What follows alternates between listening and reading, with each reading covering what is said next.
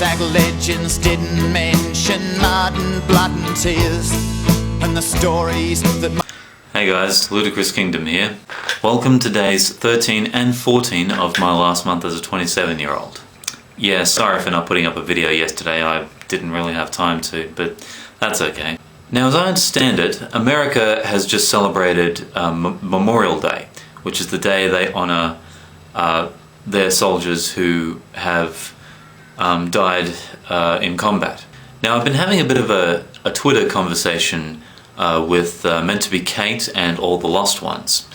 You can check out their channels in the links below. And I asked them, what's the difference between Memorial Day and Veterans Day? Well, the difference is this, basically. Memorial Day is where Americans honour their fallen soldiers who have died in combat. And Veterans Day is where they honour those soldiers who survived in various wars. And it made me realise that those 2 days are a lot like a couple of days we celebrate here in Australia. Anzac Day is the day in Australia where we celebrate and honour those veterans who fought in various wars and survived. The word Anzac, spelled A-N-Z-A-C, is actually an acronym which stands for Australia New Zealand Army Corps. So Anzac Day is a lot like America's Veterans Day, and America's Memorial Day is a lot like our Remembrance Day, where we take a moment to remember those Australian soldiers, or diggers as we affectionately call them, who lost their lives defending our country. And the thing I found that Memorial Day and Remembrance Day have in common, other than what happens on those days, is that traditionally poppies are worn. And I always thought that Australia was the only one to do that, but apparently America and Canada do that as well, to remember their fallen soldiers. But do you know what the ironic thing is? Remembrance Day in Australia is celebrated on November the 11th, which is actually the same day, if I'm not mistaken, that America celebrates their Veterans Day.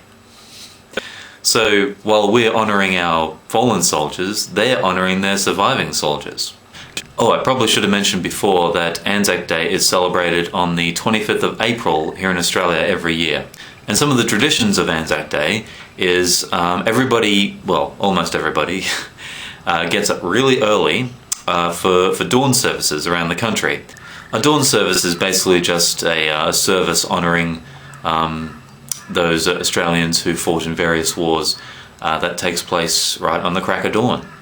And then, that afternoon, everybody goes to the pub to have a few drinks with the veterans and listen to great war stories and have a game of two-up as well.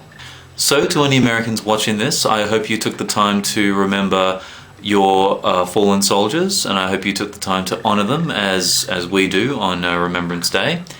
Oh, one other thing I should mention. I'm not sure if you guys in America do this, but on Remembrance Day here in Australia, at 11 AM on the day, everyone takes a minute's silence to remember those who have fallen in combat. I'm not sure if you guys do anything similar to that, but yeah, that's just something we do down here.